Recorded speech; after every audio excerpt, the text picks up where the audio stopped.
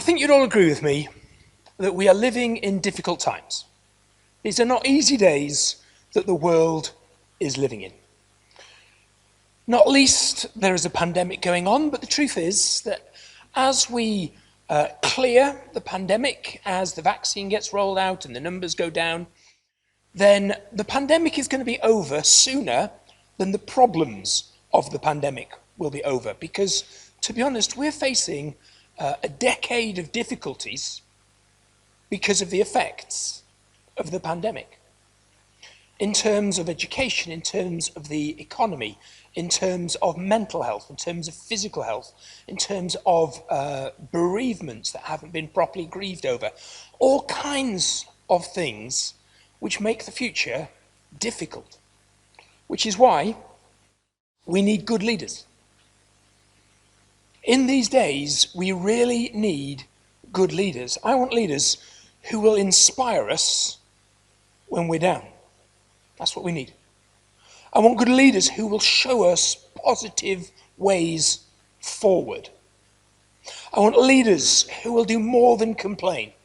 Because sometimes when somebody wants to be a leader, all they'll do is complain and say how it shouldn't be like this or it shouldn't be like that, and all they do is moan. And that's not what I want.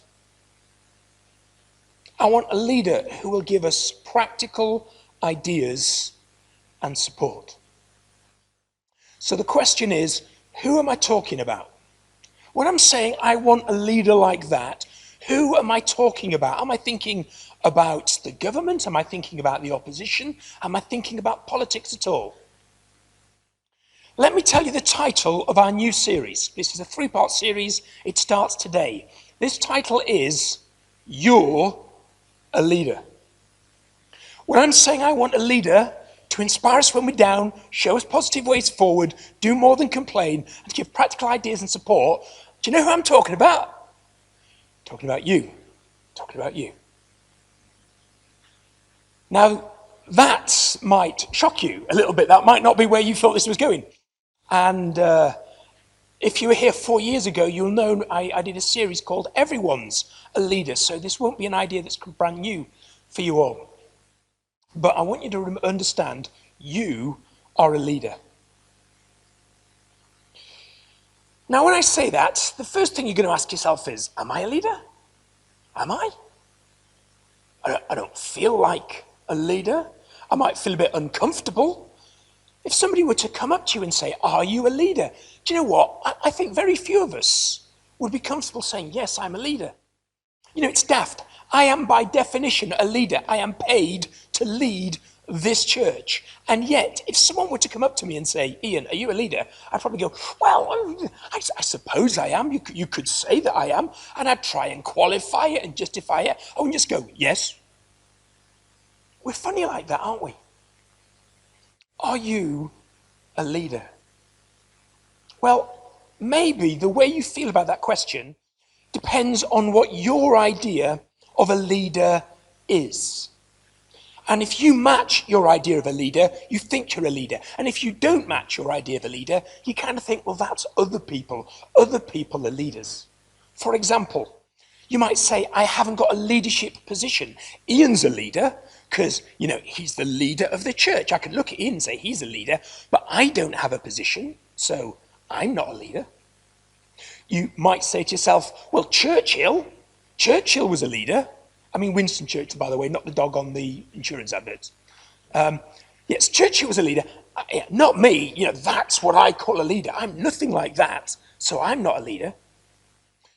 You might say to yourself, no one's following me.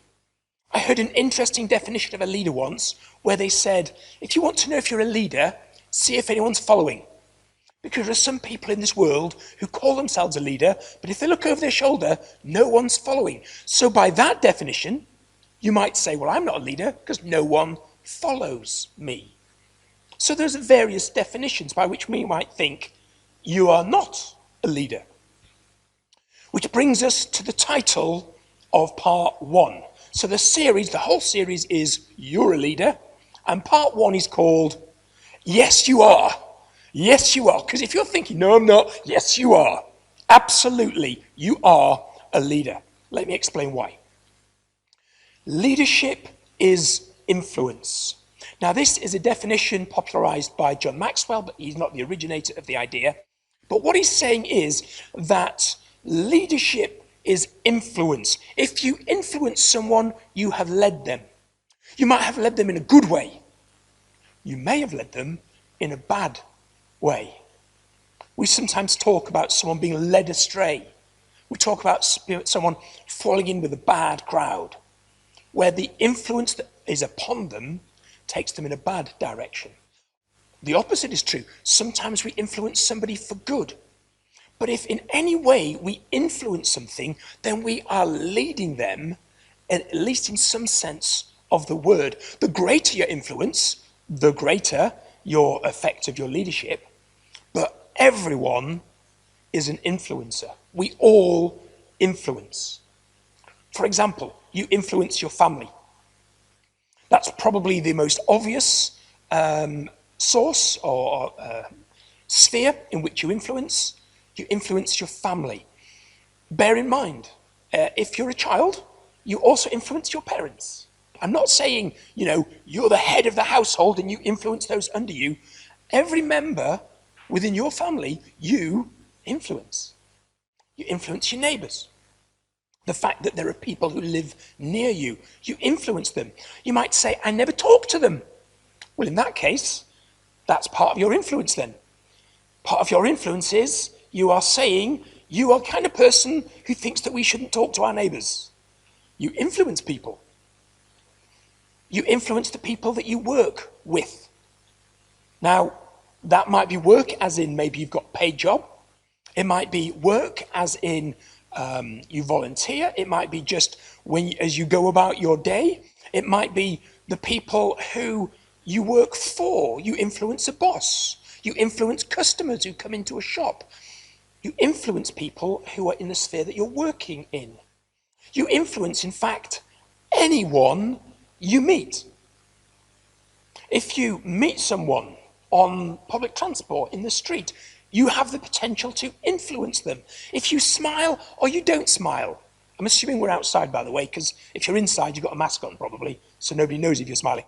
But if you're outside, whether you smile or not is an influence upon that person. Anyone you have any contact with, even if you don't meet them, if you send them an email, if you make a phone call, anyone that you are in contact with, through social media, for example, you are being an influence. And it goes wider than that, because anyone they contact, you are potentially an influencer of.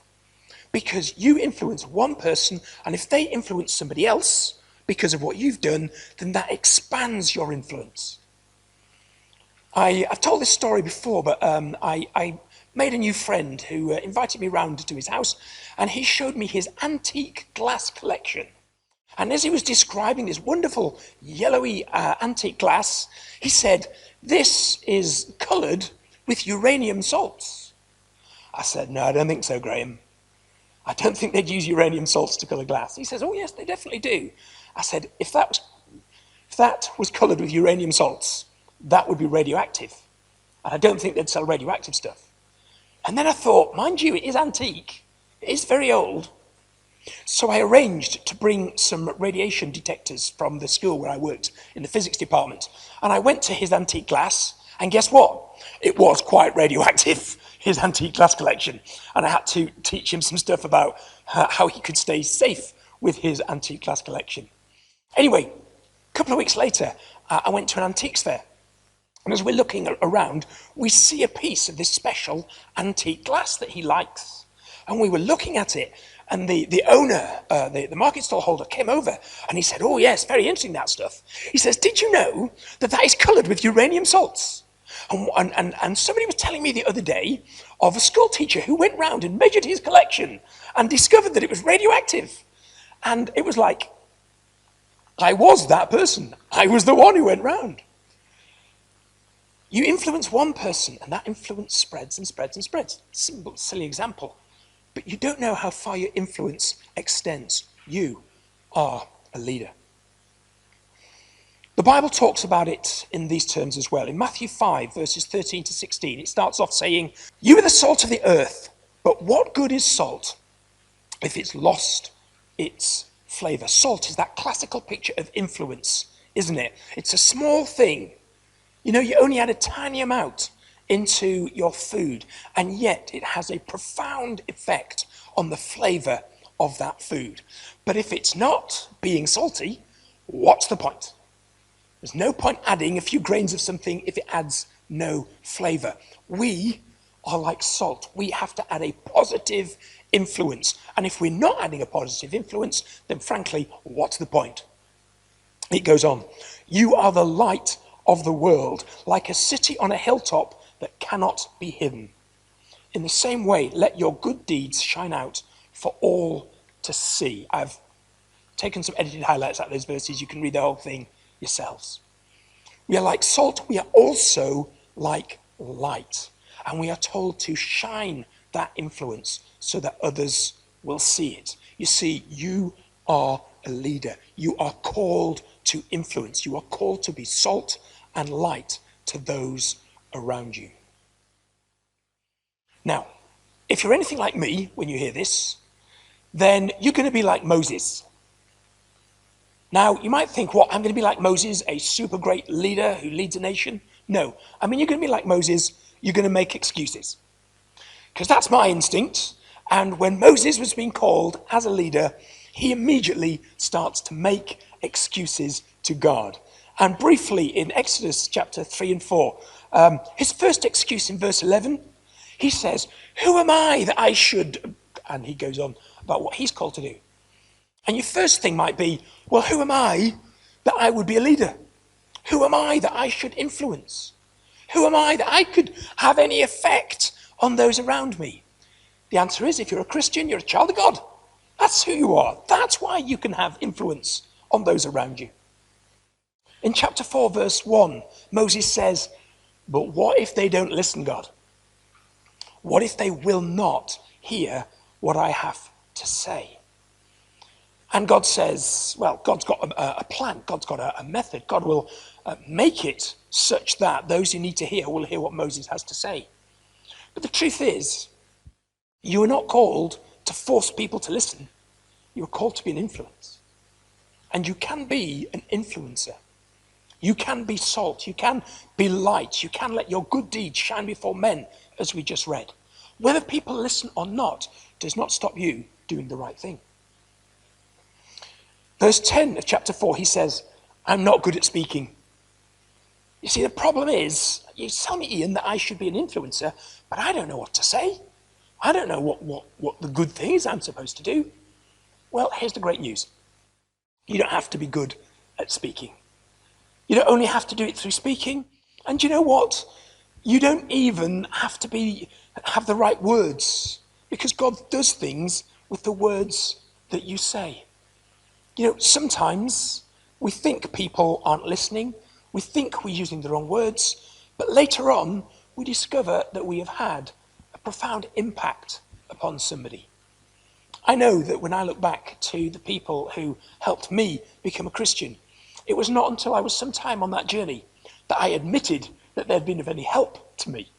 I remember praying for a guy once, and I was talking about experiencing God, and he'd asked me to come and chat with him, and I knew his daughter, and at the end of it, I said, look, can I pray for you?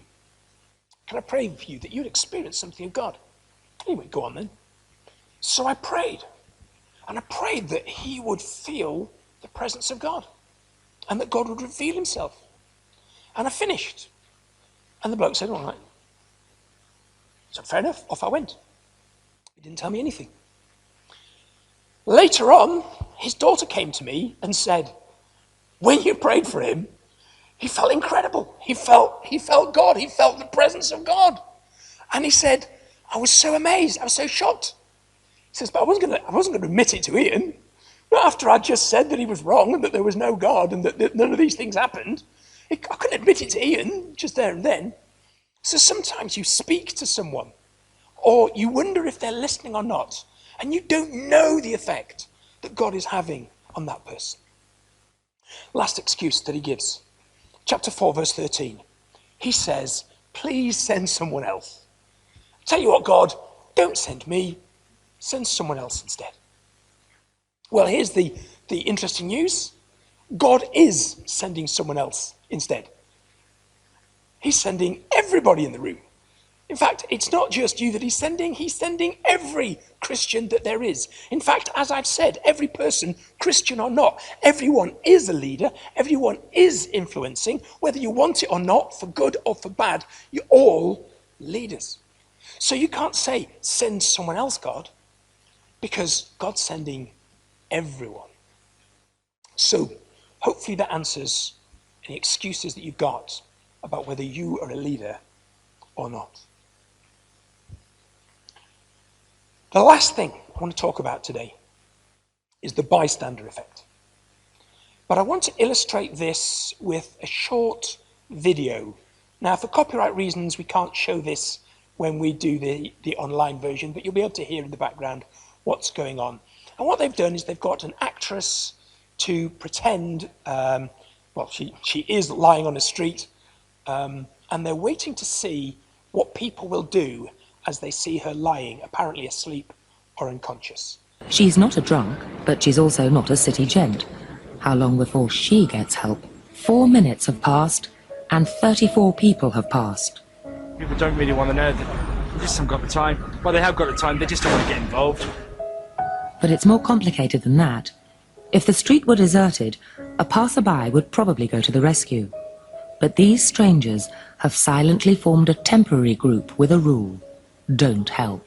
This woman, for instance, has clearly spotted Ruth, but she conforms to the rule and does nothing. You all right? You all right? Watch what happens, though, when someone else helps. You all right? You sure? She suddenly finds herself in a different group with a new rule: to help. You all right? Yeah. You sure? First I thought she was dead. People tend to do what everybody else is doing. Now that means that if there is someone at the side of the road who needs help and everybody else is ignoring, chances are you will ignore that person too. The more people there are, the less likely they are to help.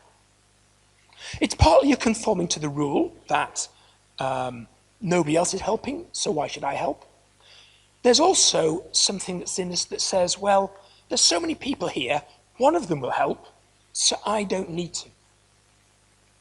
Interestingly, as it said in the video, research has shown if there are not a lot of people around, someone is more likely to help because they feel more responsibility.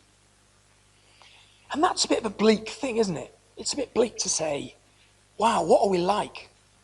We influence each other that when we see that no one's helping, when we see that everybody walks past, when we see that everyone ignores the problem, then we succumb to that influence and we do nothing as well. However, if one person stops to help, then others will stop too. You see, what often happens is it takes just one person to step up and say, well, actually, I'm going to do something. Now, it's interesting, in that video, the guy who stops and decides that he wants to do something, I don't know if you noticed, he's got work boots on, he's got work clothes on, he's obviously in the construction industry. He might not be the sort of person that you would think would stop and help, yet he is the one who stops. As soon as he does, someone else stops. And if you watch the whole of that video, which is 7 minutes long, you can see on several occasions, once one person stops, lots of people stop. You see, very often we know what the right thing is to do. Very often if there's an injustice going on, if there's something wrong that's happening in a work situation, everyone stays silent. And everyone's thinking something should be done. This isn't right. But nobody says anything until one person says something. And then everybody says, yes, I agree. I will do this too, or I want to complain about this too, or I want to change this too. You see, the bystander effect is really interesting. On the one hand, it's very bleak because it means that hardly anybody does anything. But on the other hand, it means that if one of us starts doing the right thing, suddenly we become an influencer, a leader, and those around us can suddenly start to do exactly what we're doing. Our influence spreads. You become a leader without recognizing that you're a leader. And we said at the beginning, is leadership about position? Is it being like Winston Churchill? Is it about followers? I haven't got any followers. On all those accounts, you might say to yourself that you're not a leader. But the bystander effect says something very simple. You just need to start doing the right thing in front of others, and you set an example. You become an influencer. So you are a leader. Yes, you are. What do you think of that? That's the question that we kind of want to leave it with today. What do you think by that idea that you are a leader? Now, over the next couple of weeks, I'm going to get into some more practicalities about being a leader, being an influencer. And to be honest, as this year goes on, the thing that we are focusing on, the thing that God's told us to focus on, is equipping us as people to cope with the pandemic and the effects of the pandemic and to support our communities in overcoming the effects of the pandemic. So over the year, we're going to be looking at all kinds of practical things that the Bible has to say that support our communities. But for the next couple of weeks, it's just going to be trying to encourage you to understand that you are a leader. You are an influencer. So do you think that you're inspired? Do you think, yes, I'm a leader. I'm looking forward to this series. Are you worried? Are you, I don't like the sound of this series. I don't like the sound of that. I prefer to be hide and not come to anybody's attention. I'm a bit worried by the thought that maybe I'm a leader. Are you starting to make excuses? Maybe the same ones Moses made, or maybe you've got some excuses of your own. Are we starting to make excuses that say, I don't want to be a leader. I don't want to be an influencer? Well, here's the thing. You are a leader because you influence people. And you can't leave this talk saying, I don't want to be a leader, therefore I will not be a leader. Because the truth that I'm trying to explain to you is, you are influencing people. And if you sit around and do nothing, or you stand around and do nothing, then you are buying into the bystander effect. You are influencing the other people doing nothing to say, doing nothing is the right thing to do. And in that sense, you are leading people to do nothing. We don't have a choice about whether we influence or not. What we do have a choice about is how we influence, for good or for bad.